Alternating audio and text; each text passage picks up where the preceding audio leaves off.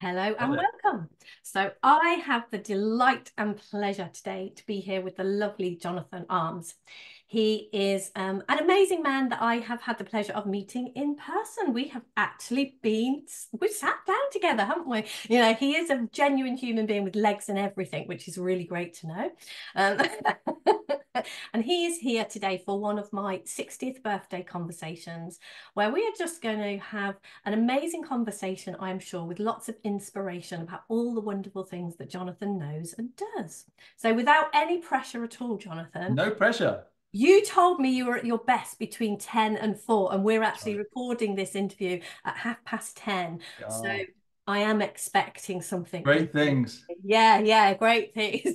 Can you tell us a little bit about who you are, and let's see what happens from there? Let's do that. Yeah. Nice to see you, Deb. Yeah, lovely to see And you thanks too. for inviting me. It's nice, and it's kind of an interesting and lovely opportunity just to talk. And I love the fact there isn't any really kind of clear agenda. So let's see where it goes. About me, what's interesting?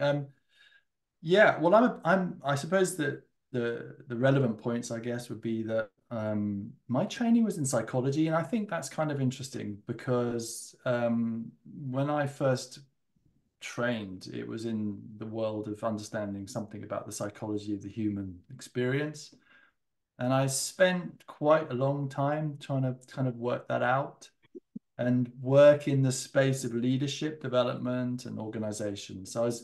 I've been working really all my life in helping people who are in leadership positions be their best selves and be the best version of who they are so that they can then support the people who they have a leadership responsibility for and helping the organizations that they sit in to also reach those same, heady heights of using their full potential.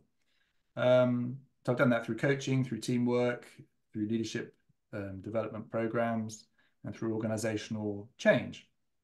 I think what's really unifies our relationship is that we both came across an understanding about how the mind works. Mine was back in 2014. 2014 is about 10 years ago. I was very aware of having taught in the space that I was in for probably quite some time, 20 years or something. And it was great. It was going well, and people were kind of enjoying the programs, really enjoying the programs, getting a lot from them, really lovely feedback, all that sort of stuff was going great. Lots of business and so on.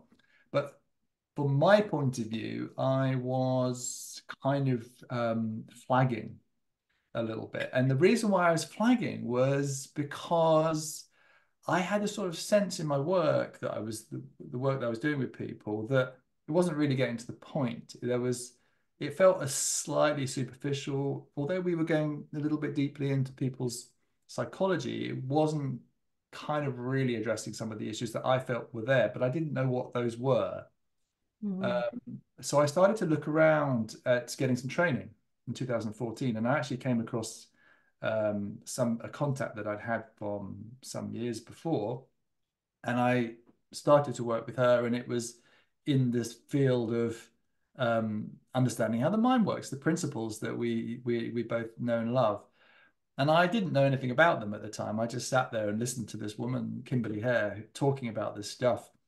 And honestly, the experience was just so incredibly bizarre because I was just listening to somebody who was talking about something that I knew already, and but I didn't have the words for. And I knew it was something that I'd grown up with actually in my kind of early years of growing up as a child. I grew up in this kind of space where all this stuff was being talked about, but I didn't have a language. And I thought, oh my God, there's a language now that we can use to understand something about the human experience in the workplace. And Mm. honestly, my chin was on my chest. It was like I was literally listening at like that.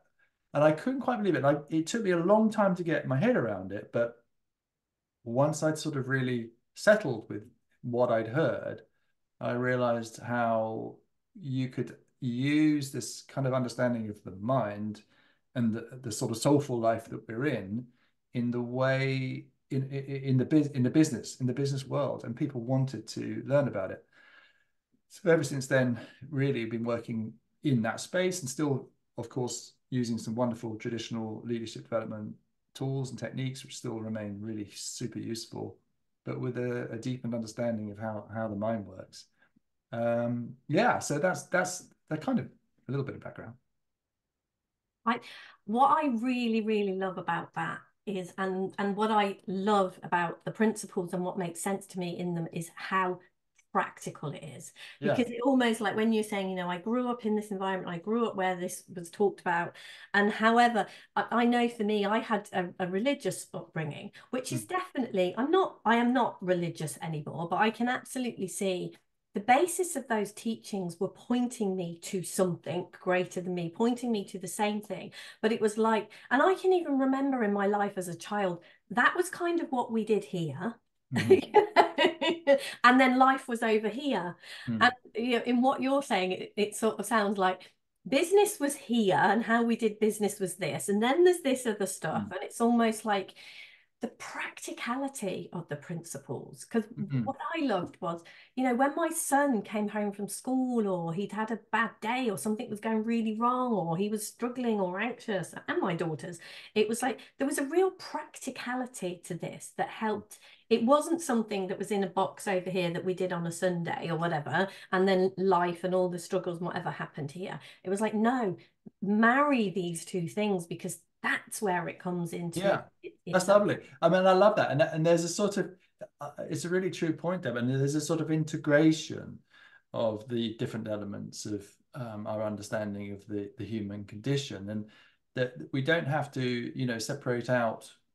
I mean, I grew up in business through, I suppose, through the late 80s, really 90s, and it felt like it was a very different time, you know, and we've evolved our understanding of what it means to be a person in a business or a work setting, which is kind of where I'm, you know, focusing my attention, has evolved, has changed, it's kind of enriched, and we've allowed, I mean, well-being is such a sort of important, it's a word, isn't it? But it just means a sort of sense of self and resilience that we know that we have access to, is coming to work, you know, for the businesses who we're supplying some sort of service to.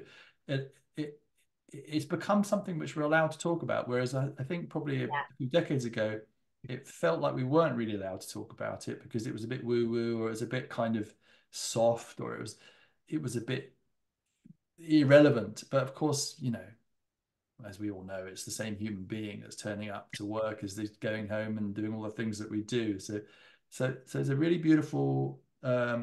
It's a great time. It's a great time in life. I think certainly in Western life, we're allowed to have a conversation about the deeper, richer life experience than we've ever had before. I think, you know, and. God, do we need it? I mean, we need it and need it and need it. So, and I think as well, it was another way that we separated, wasn't it? You know, that how I was just speaking about that. It's like when we struggle when we separate out too far. And for me as well, a part of this has been, I know when I first came across this understanding, the idea of sitting and having a conversation with someone who says, you know, oh, I go into businesses, and just even saying it like that, to me, it would have felt like you were someone who, it wouldn't have felt like you were I wouldn't have seen you as a human being who potentially has the same problems and the same thoughts and feelings as I. It would be like, oh yeah, Jonathan goes into these, you know, corporate, and even those kinds of words. It's like, yeah, that's not what I do. I'm, you know, I'm over here, and this is my life, and this is how Jonathan is, and I can't have a conversation with somebody like that. And kind of thinking it would be irrelevant, because who I am and what I know and what I do is so far away from who you are, what you do. It would have just felt like there was nothing in common there. And as well, I think one of the reasons we struggle so much as human beings is because we had done that. And definitely, I think through the 80s, that was hugely done, wasn't it? This whole, and I definitely saw it through, I had my children through the 80s, and the whole idea that a doctor knew my body and how that worked better than I did. And there were Mm. systems that how you had your baby, not you didn't trust into your own intuition. Yeah. And to me, it felt the same, you know, like corporate is these, there are systems that we do and we don't rely on intuition and these kinds of things. And I think for me, seeing that we are the same, not seeing either one in either way, like seeing people beneath me and then people above me and me have my place. It's like, that's not how it is. It's like No, nobody is above me or below me. We just all are, and we are all up against the same kinds of things. So whatever context this conversation is happening in, it's leveling the playing field and going, yeah, you go home and have relationship stuff. You are at work and have whatever it is I'm dealing with.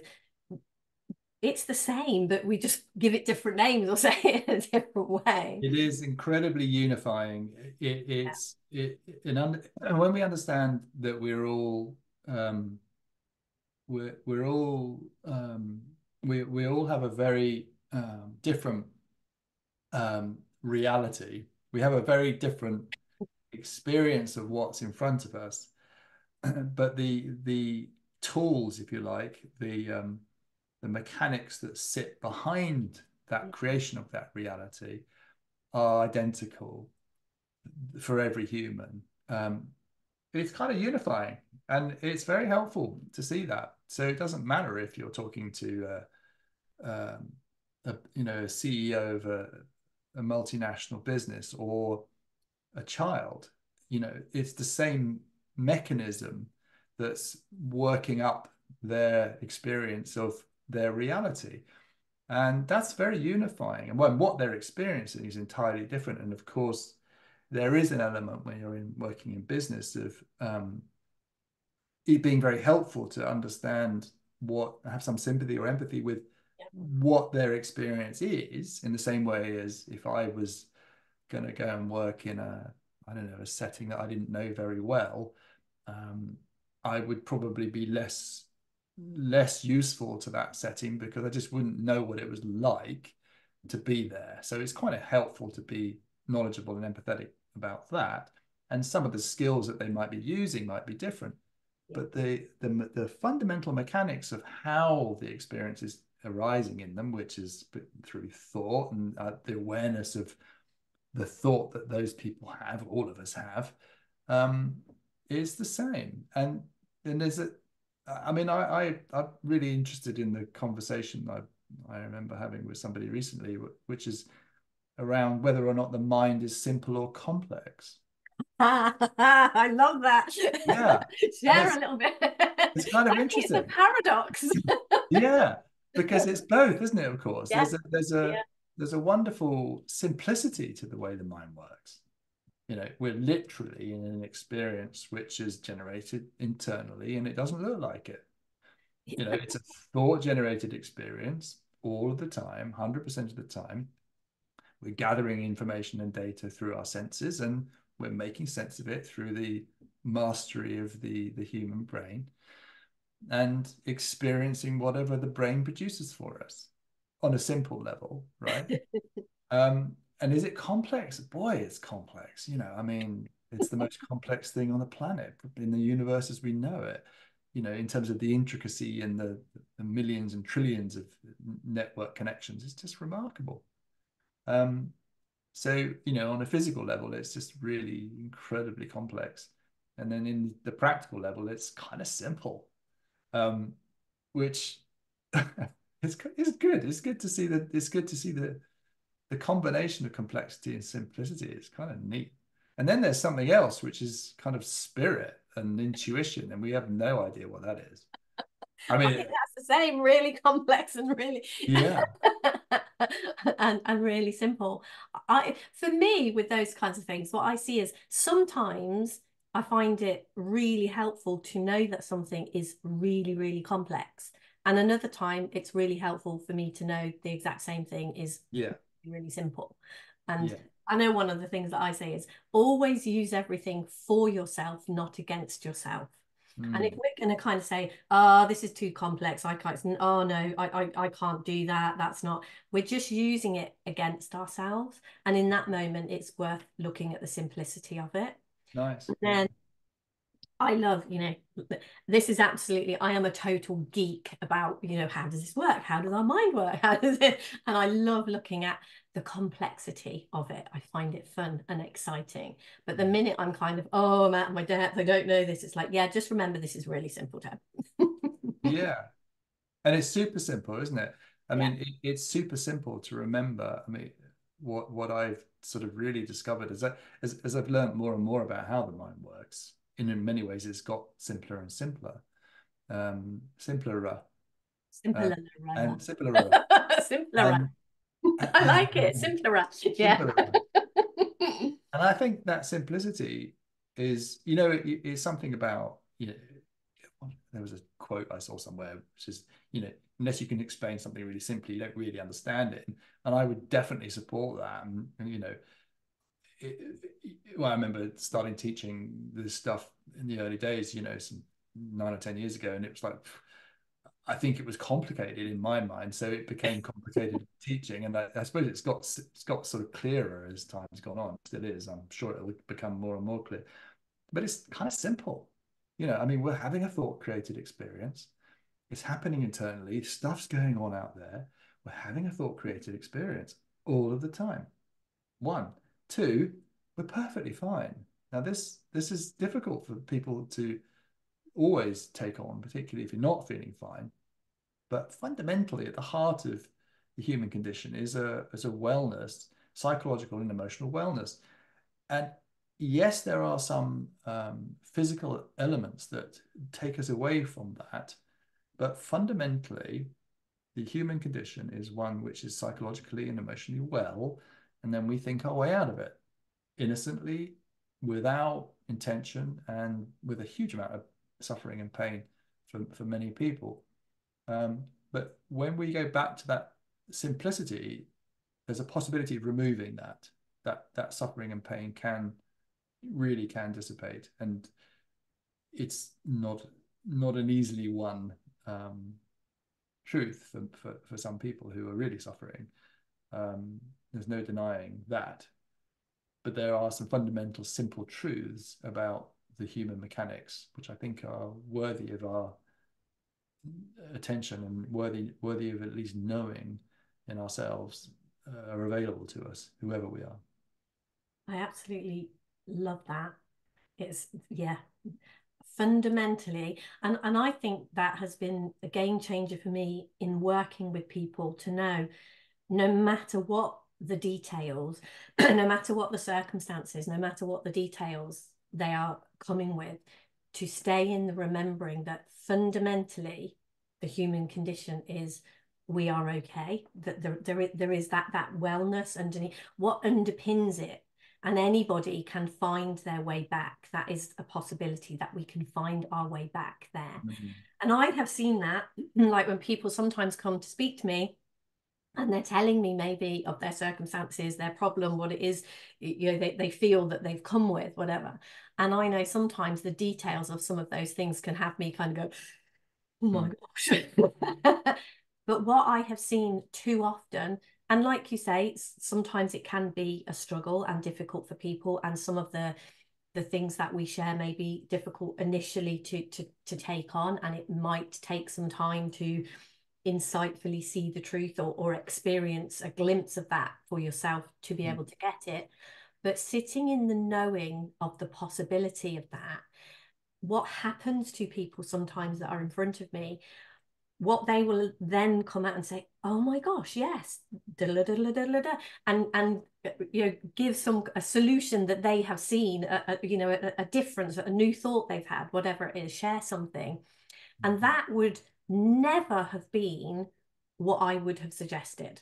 Had that person been sitting in front of me and saying, Deb, can you help me with this problem? And I'm being Deb and kind of going into what I think I know, and this kind of thing, and thinking, well, yeah, maybe if you do this, or perhaps if you try this, what I would have come up with, the solution that I would have presented, is So, I mean, sometimes it's close, but would, generally speaking, would be so far away from the thing that they kind of say, oh, yes, da, da, Yeah. da, da, da, da.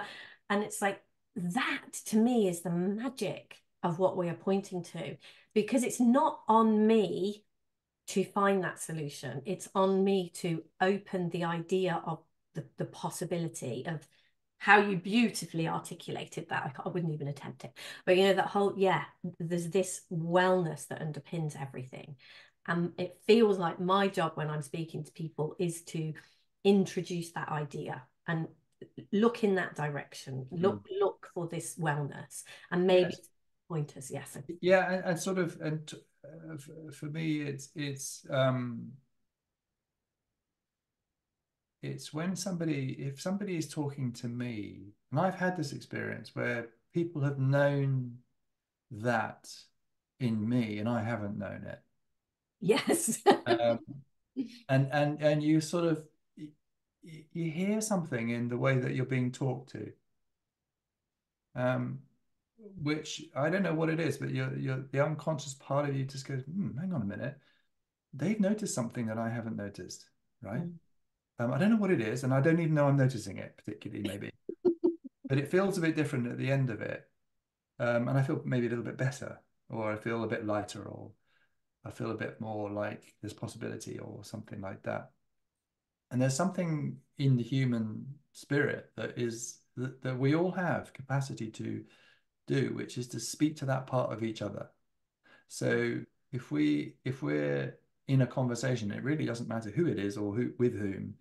If we're talking to each other from a place of knowing somebody else's well-being is intact, even though they might be all over the place in their kind of reality, um, that their current reality, um, there's something nice about that, and it's nice for you as the speaker, if you like, and you as the listener. It's nice for both parties because it's a reminder for everybody, because we all of the time get caught in the crazy illusion that our bodily senses provide for us. I mean, it's Robin Charbit said it. He said it beautifully. He said the simplicity or something like this. Sorry, Robin, I'm going to quote you badly, but you get the feel for it. He said the mechanics of the mind and the act is just there. It's just there. What's happened is somebody's put this incredibly complex, bit, bright, shiny fairground with all the rides and the lights right in front of it. So you never quite get to it because it's so exciting, all this kind of stuff that's in front of you. And that's, the senses giving us all this kind of stimulation is very distracting. But the quietness of the truth of the psychological and emotional well-being just there, kind of hanging out, waiting for us to, get through the dodgems and eat the candy floss and watch the lights, and then eventually we go, "Oh, should we just go over there? Oh, that's a nice place. Let's walk over there. Oh, it's nice over here. Let's spend a bit of time here and watch the dodgems." And the other thing that struck me as you were talking, actually, Deb, was one of the great gifts of understanding something about the mind is absolutely knowing, and I this is in the last 10 years really, absolutely knowing that I have no idea what other people are thinking. And 10 years ago, I would have held myself up as being, I was quite proud of knowing what other people thought, because I was a sort of empathic psychologist who, thought a lot about people and considered what they're thinking. And I was pretty proud about how well I knew them and how I knew what they were thinking and understood them. And then I realized on this journey in the last 10 years that I had no idea. And I could give you evidence after evidence to support that fact that I was way off, trying to understand what. So I've stopped. I've stopped even thinking about it. It's a great gift. For me, it's a great gift because I just don't spend time thinking about what other people are thinking. Because I know that I haven't got a hope. I've not got a Scooby chance of trying to get it. So I don't think about it. And if I want to know, I'll ask somebody. I'll ask them. The great thing about it is half the time the person you ask doesn't really know what they're thinking That's true. either. That's true. That's a very good point. What I really love in what you said in that was that whole, so I just gave up thinking about it. And I Yeah. think there is that, that is just such a nugget. So I just gave up thinking about it. What I have really seen on my journey is we take on doing way too much. We think, oh, this is Mm. for me to think about. This is and I mean, don't get me wrong, like you said, in business, whatever you are doing, there are very practical things that the thinking mind is incredibly useful for. Oh, And think God. about, planning things and doing, and there is definitely it, none of this negates that and says don't do that. But for me, it's almost like this is how I think about it. I feel like I've got a pair of football boots and I've got a pair of ice skating boots. And it's like I need to remember to put my ice skating boots on when I'm ice skating and my football boots on when I'm playing football. And it Yeah. feels like that for my mind. And sometimes in my mind, I put my ice skates on and go and play football. And I just get into a whole heap of trouble. Yeah. And it's like that. We use our mind, we think about things and overthink and try to work them out through our thinking mind when that just doesn't help. And when you sort of said, I had this great idea, I thought I knew what people were thinking, so I thought a lot about what people were thinking, and it wasn't working really.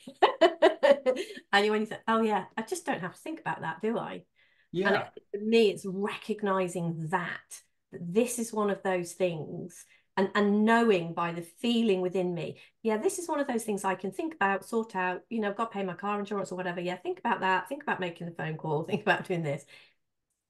And then, oh yeah, this is one of those things where I'm not going to think my way out of it. Well, it's interesting because when you were talking, Deb, I was ideas popped into my mind as they do, which is a remarkable thing. I always think. Um, I wasn't doing those; they were just coming along, right? Isn't that cool? That's a Right. cool part of design that we just take for granted. But there it is, right? Isn't that remarkable? Um, so the idea that popped into my mind was that if somebody had said to me something like, you're overthinking what other people are thinking about, and is it doing you any good? Not really. Is it helping you or not really? So stop doing it, right? Well, I don't think that would have worked. Because of course I'd then set up a whole, my brain would then go, well, why am I stopping doing that? I'm not sure that I should be stopping doing that. It was something that served me before. And it's, I actually pride myself, and some part of my identity is based on the fact that I think I know this stuff about other people. So when we unless we have some sort of understand, this is my feeling about it anyway, is that unless we have some sort of understanding of what's going on in the human experience, it's very difficult for our brains to let go of that old stuff. So the shift for me was not so much in kind of seeing the logic of trying to think what other people were thinking and stopping doing it. It was simply a deep, insightful knowing that I could never freaking think about or understand what other people were thinking. So there was totally no point to it. So my brain just let go. It just let go of it. And so it wasn't a difficult realization. It was a absolutely logical thing to see through. And I think that the understanding that we're talking about how the mind works is exactly that. Is when we're provided with a logical understanding of something both simple and complex, which allows us to not overthink and simply bring the best version of ourselves to the party, right? It's simple. And um, it comes through an understanding that the brain settles down with once it's kind of seen the logic, rather than being told something um, which makes sense, but we don't really know what's going on.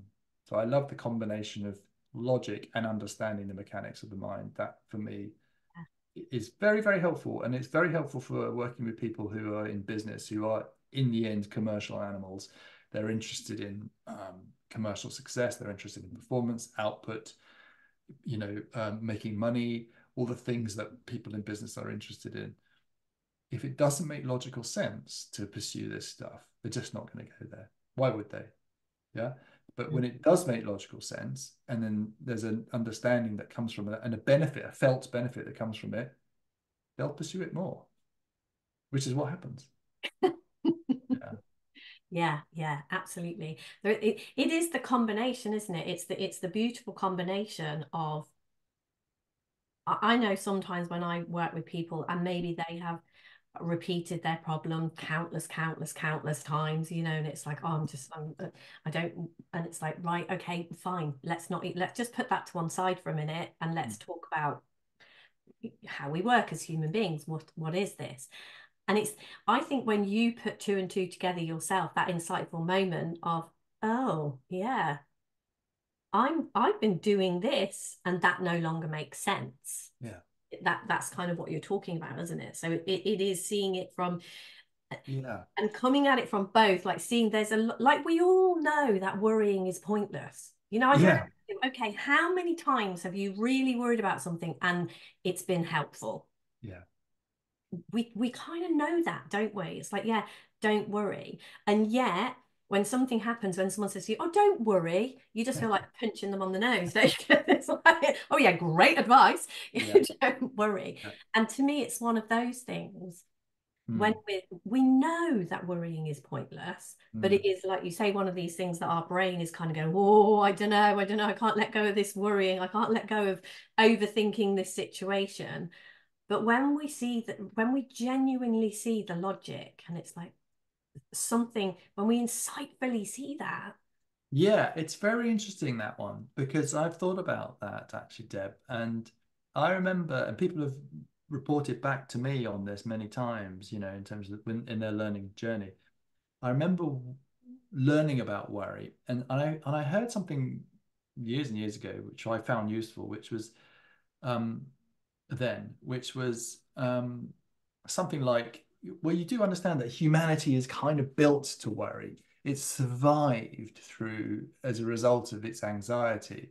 So, because we're a species, we've got a sort of finite size and strength. And it was as we were wandering through, the savannah or wherever we were, and then there was the rustle in the bush. It was pretty useful to be edgy about that, because it could be, the saber-toothed tiger coming to get us. So it's been quite kind of helpful. So we're built to be on edge, to be concerned. And that was, I remember learning that and thinking, oh, so actually me being anxious about stuff is kind of okay because it's built in, right? And that was helpful, but it didn't really totally answer the question for me. Because the next question that came for me was, yeah, but there's no saber-toothed tiger. Yeah. And I'm still in this anxious place, and I don't like it. So what next? Mm. Um, so so so it was kind of a half answer, that for me. Yeah. Um, and then, coming across a deeper understanding about how the mind works, allow, and I'm just going to say how the experience is for me now, which is, I still have the rustle in the bush happens or it doesn't happen, and I have this worry experience. And instead of what I would have done, which would have been to say, oh, that's okay, it's the brain doing its thing to keep me safe because there's saber-toothed tiger and ancestral memory and blah, blah, blah, blah, which is a lot of thinking about, about why I shouldn't be worried. It's much more of an experience now of, oh, I'm in a space, I'm worrying. Um, that is a function. This happens in a fraction of a second. That is a function of thought, and I have nothing to worry about the worry. It's just an experience I'm in. Yeah. And what sits behind that is this wellness that we all have. Now, that has shifted from an intellectual kind of explanation of why I shouldn't be worried about my worry to a felt sense of what life is. So Mm. I don't try and stop being worried. I don't try and control the anxiety. I don't try to explain it or work out the history or the ancestry to it. And I don't try and find the place in me which is not worried. I just go, oh, there's fucking worry again. There it is again.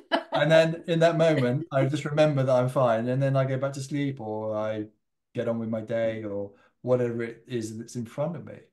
And it comes from, um, I think, for me, an understanding of the mechanics of the way the mind works, sat in a bowl of insightful experience of that Yeah. truth. And those two things sort of, for me, come together because if you only have one, it's an intellectual thing. Yeah, and you have to have the insight around a felt experience of the knowing that you have about the human experience. It sort of just gets assumed into your understanding of what it is to be human. That's kind of cool. I'm okay with that. Yeah.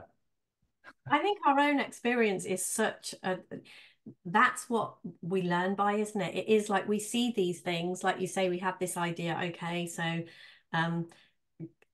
because I know for me, it had been throwaway comment, oh, don't worry, but then this worry is happening. But nobody had actually said to me, do you know what? Look at that and see you actually don't have to worry. Look at the mechanics of this. Look at what it Mm, is. You actually don't have to worry. You mm, genuinely don't. That isn't, you know.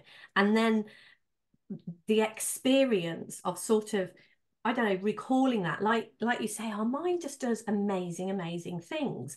I'd heard something like that. And then in a moment when I was in that worry, just this recalling of, do you know what? You actually don't have to do this. mm, And then the seeing and then going, okay, well, let's play with maybe not doing it and see what happens. So mm. you're like, I think you have to have a mixture of these things, don't you? It can't all just be theory. You've got, and for me, what happened, that the way that I think insight, we say, oh, yes, you have to have this insight thing. And we do, but insight is that's what we do as human beings. There's no, that's what's going to happen. You can rely on that is going to happen. If you are curious and looking in this direction, you can rely on Yeah. having that's not something. It's not, oh yeah, you're maybe one of the lucky ones that has insights, or maybe you're one of the unlucky ones who Yeah. doesn't. You can guarantee that if you're playing in whatever arena you're playing in, you're going to have insights around that. Yeah. And to me, even just realizing that so that I can recognize, because before potentially, if I had genuinely had an idea, do you know what? Don't worry about, well, don't be stupid. I would back that insight away and maybe not introduce it in and take it on board. So to me, the being in the conversation, having these conversations that spark things that resonate with things that are within me, and then getting curious, it feels like those things then arise in me in those crucial moments. It might just be, do you know what? Maybe you don't have to worry about that. And then it feels like choice is available to me, or something more is available to me.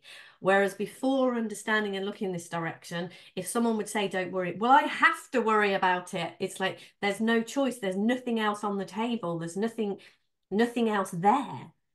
Whereas through conversations like this, through understanding my mind, through looking at the mechanics, through looking at all of the different aspects of it, it feels like insightfully in those moments, I'll go, oh, this is that thing, isn't it?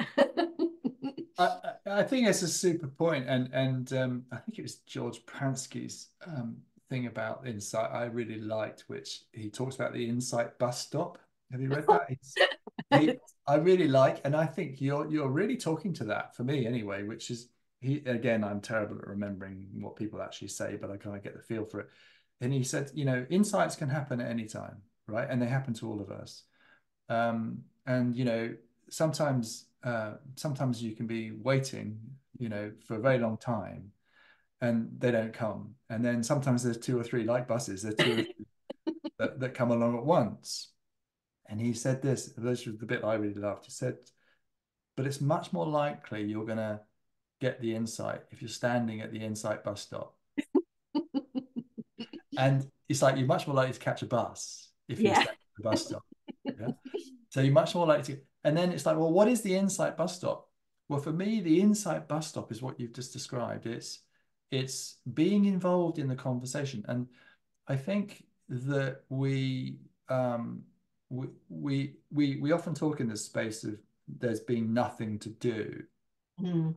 I think that's just totally wrong. I think there is stuff to do. And I understand why people say there's nothing to do, because there's no model or routine to follow. But I think what there is to do is to be interested enough to remain in the conversation, because the world is the fun fair, right? And the conversation is the quiet place behind the fun fair. And if we're in the fun fair all of the time, we'll never really remember the quiet place, because the fun fair is really exciting. It's full of light and color and is terribly funny. It's great. And it's full of its misery as well, and suffering, which is all kind of also terribly powerful. Um, so we have to remain, I think, anyway, the doing is to remain in the conversation, or remain making our enterprise, not kind of worrying about the worry, but just looking in the direction of the conversation that we're in. And then we're much more likely to have an insightful understanding about the human condition. Mm. Because we're less likely to have insightful understanding of the human condition when we're on the big wheel, or we're on the dodgems, because we're kind of excited by the dodgems and throwing at the coconut shy. We're excited by that. We're not allowing our minds to go to that place where we can see insight. So yeah, I really support what you've said, and I think it's wonderful. And we don't really sort of deeply shift our understanding of the human condition until perhaps we've had some felt insight, which is likely to happen when we're in that quiet place. Quiet place. I don't mean quiet, quiet. I mean place of kind of being aware of the human condition, being aware of how our experience is happening. Yeah, yeah, I love that the inside bus stop. And Insight it's a bus. great analogy, isn't it? Because you can see, yeah, the buses are still going, because you do still have insights, and almost as when you do get to the bus stop and you do recognize what a bus is, you kind of think, oh yeah, this has been happening all the time. And Right. you can almost recall other insights you've had in the past that you didn't give them the credibility of what they actually were. What is it? And this is that whole, yeah, I've known something for a long time, but I didn't know knew, and all of this sort of thing. It's Yeah. almost like you have a lot of pings then go on all of a sudden, isn't it? It's like, oh yeah, that was it as well, wasn't it? Oh, and that. Oh, and that. Yeah. It's so true, isn't it? And so often we all have this experience where you come across something and you have an insightful shift, your understanding shifts, and something connects um, with your kind of um, with the two hemispheres come together, or something sort of clicks together, and you have a moment where you go, oh, you have some understanding, the light bulb moment, the aha moment. And then of course you realize that you've known that or thought about that for 10 years, for 20 years, but suddenly it makes sense in that moment. And Yeah, then it will never change after that. I don't know, above my pay grade to understand how that all works, but something is connected at a deeper level, yeah, and that's available to us. And when those insightful shifts happen, it sort of feels like we're almost moving on in our evolution, in our transformation, in our lives to somewhere else. we move on somewhere. Not that that's the ambition, but we kind of just, that's what it feels like happens. It's very exciting. I think it's a great reward. You know, it's better than buying a new car. Quite like getting a new car as well, though. That's quite, Yeah, yeah. Getting a new car is quite good, isn't not it? that I've had one for a while, but I have to work on No, that. it is. It really those shifts. Actually, what's really great about that is because I love being human. You know, when you're talking about this fun fair, it is like that, isn't it? It is like you're at one of the like a world fair that is just full of Mm, absolutely everything. It is brilliant, and I love being human. And I think as well, one of the things when I came across the principles and sort of started really for the first time seeing that we had a spiritual nature and a spiritual side, what happened for me a little bit was I kind of thought, oh, my human bit is wrong almost, you know, that I shouldn't be human. mhm, And definitely for me lately, well, I am really enjoying being human, but very much it is almost like, you know, I love food. I like going and having my lunch. I like having a cup of tea and something with my mm, tea. But it's like I love doing this and then a tea break. I love doing this and a tea break. And mm. that's kind of what I think Nice. when you're talking about that quiet place. I'm like, I love being human and doing very human things. Not a new car for me just now, but you know, I'm building, I've bought a plot of land and I'm building a house. And that feels, I love that. I'm really enjoying that. But I'm enjoying it the more so Mm. because definitely I'm coming away from it. Or I'm almost, it's like I'm almost always aware of the quiet place that it's there. I'm having great fun at the fun fair, but I'm not, I'm aware of that quiet place a lot. Yeah, I love that, and I love that. I love that sort of taking the tea break. It's almost like, you know, yeah, you're going in between the two different parts of your life experience. I think it's what I was thinking about as you were talking was um, being human is it can be lovely, but for a lot of people it is hard, and you know, for all of us it can be hard. So the human experience, because it's because we have something called consciousness, because we have this awareness, it, it, it, if it's going well, it's joyful and wonderful. If it's not going well, it's very painful for a Mm, lot of people. yeah. And I didn't want us to come across as being sort of, you know,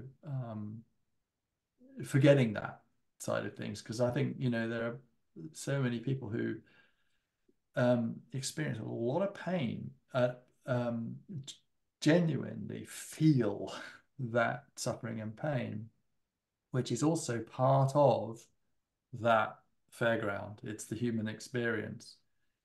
And what I think is so profoundly helpful about understanding the principles of how the mind works is that in either case, we're understanding that we're in the human experience when we're feeling those feelings, and Mm, they're not actually who we are. yeah. Yeah. We are not our thinking and we are not our feelings. So we can sit in a new car and smell the leather, and you know, or we can be digging a you know, foundation for our new home and feeling really good about it, or we can be feeling terribly anxious, you know, depressed, worried um, about the future. But all of those experiences are actually, from a sort of mechanics point of view, a manifestation of the human mind creating the reality for us in that moment. But none of those things are who or what we are. None of them. And Mm. it's kind of, and I always think it's very funny that when we're feeling really good, we don't go around thinking, why are we feeling so good? I don't understand it. I need to be feeling, I just need to, I don't get it, you know. But when we're feeling rotten, we do. We Yeah. really don't understand why, and we try to solve it for obvious reasons, because one feels nice and one doesn't. But it's kind of neat to see that it's the same mechanics playing out for both those scenarios. And I hope that, um, you know, certainly from my own experience of when I'm not feeling so great, which is, you know, it happens for all of us. is kind of helpful. And I would hope that it's also really useful for people who've maybe not been feeling good for some time and not seen the glimpses through the clouds for some time. It's still the same mechanics playing out, even if it's not visible. So I would just, support anybody who's interested in kind of understanding more about how to feel better, to understand something about how the mechanics of the mind works, because there's access to, in time, there's access to that space of understanding who and what we really are. And I absolutely know in my heart that we are not our thinking, or we're not our feelings. We're experiencing thinking, or we're experiencing feelings. Yeah, that was I mean, I suffered and struggled for a long, long time, which is how I ended up interested in this conversation, because it was like, I have no clue how to feel okay. And it appeared that my circumstances were the reason why I didn't feel okay. And it appeared like there wasn't a way out of those circumstances. And then actually having a complete shift and seeing something completely different while my circumstances remained exactly the same in that moment was testament to, when we see this, that shift is possible. We can see. And it's not always, like you say, I think that whole being at the fun fair, even when you think of a fun fair, when I think of the times that I have been to a fun fair in my life, there is definitely, there is lights and excitement and candy floss and lovely rides and lovely things. But equally, there's as much dirt and grime and An underworld. yeah. There as well. And it's the same, isn't it? And where are we focusing? For me, what I notice very much, and like you say, when I'm at the land and doing things, sometimes it can feel like, oh my gosh, this is so hard, this is so heavy, this is so, and other times it's like, yay, I'm building my house, this is brilliant. So it all exists there, doesn't it?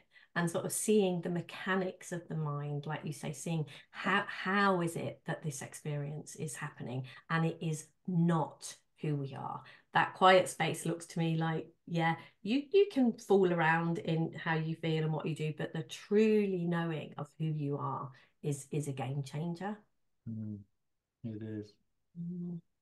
And we know we sort of, move into, which we probably don't have time for, but, the field of consciousness.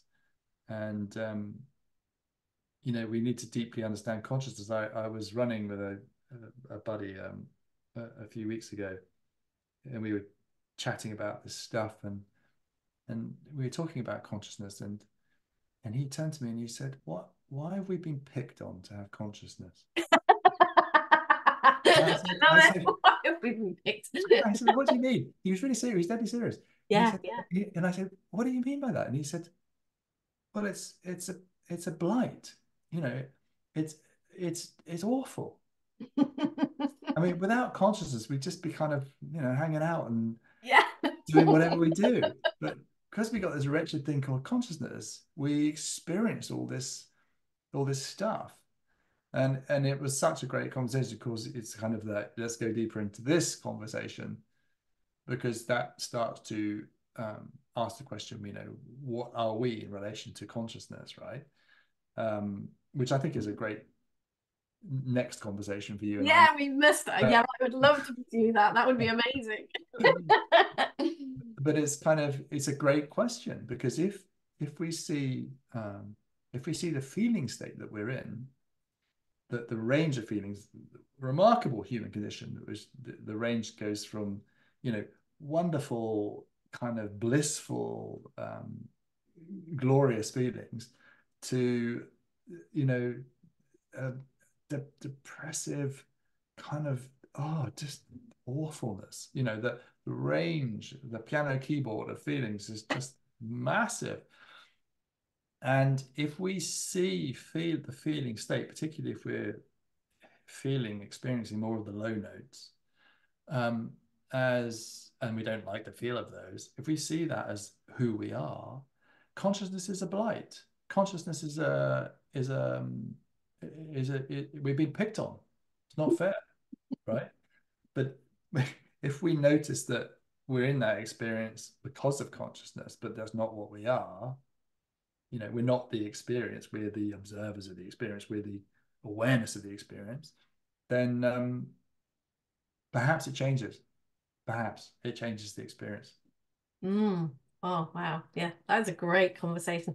What I see around that is, to me, that is the gift of us being, that's the gift of us being able to create. Like if we don't have consciousness, like if you, I heard somebody, I think it was Dominic Scafidi, I heard him talking about like birds, like they just fly south because they don't have consciousness. They don't have the gift or the blight of consciousness. It's like it's programmed into them to fly south or whatever, you know, they do, particular bird. And they do it, and like a salmon, when they don't go, oh, you know, look at those bears just hibernating, and I'm going to go off here, and all this stuff. Yeah. And that's what consciousness is, isn't it? Us, we're kind of the comparison and all this stuff. But that is what allows us to create, to do, to you know, to create businesses, to yeah, that and that's the fun for me. Well, it's such a great subject. You know, I mean, whether or not a bird has consciousness, I don't know. I suspect it does have some sort of level of consciousness, but you know, we can't possibly know. But I totally support what you're saying. It's not the same. I love the image of the bird going, "Oh, for Christ's sake, I've got 3,000 miles to go. Look at them, yeah, lucky buggers.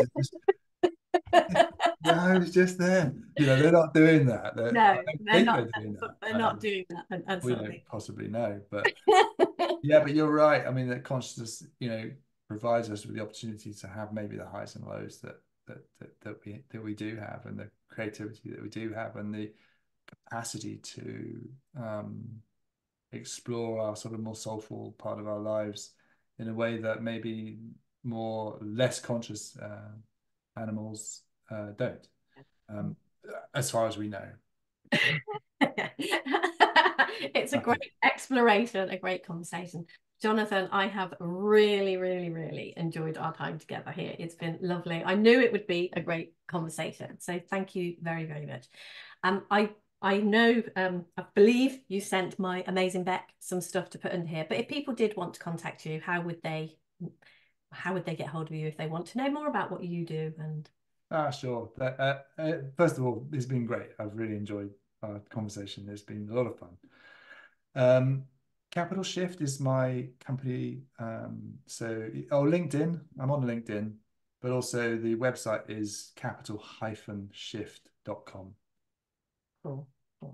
Yeah, really, really enjoyed our time together. And thank you so much for being one of my conversations. It was brilliant. I loved it. Thank you. Happy 60th. Yeah, thanks. I feel about 16 to be fair, but never mind. Exactly. Exactly. It's a good thing. Thank you.